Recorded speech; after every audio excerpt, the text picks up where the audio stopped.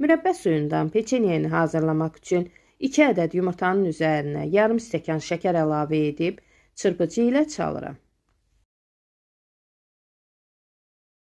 Çalınan kütlənin üzərinə yarım stəkan mürəbbə suyu əlavə edirəm. İstənilən mürəbbə suyundan istifadə etmək olar. 1 paket qabartma tozu, 1 paket vanil də əlavə edib çırpıcı ilə çalıram.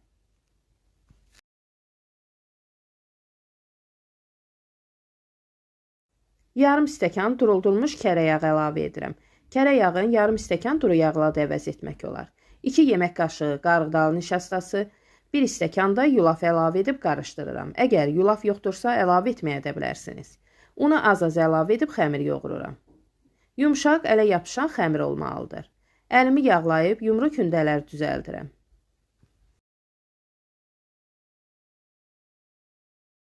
Əvvəlcədən isidilmiş sobada 200 dərəcəlik temperaturda bişirirəm.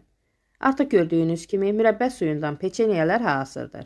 Çox ləzzətli alınıb, hazırlayıb dadına baxmağa dəyər.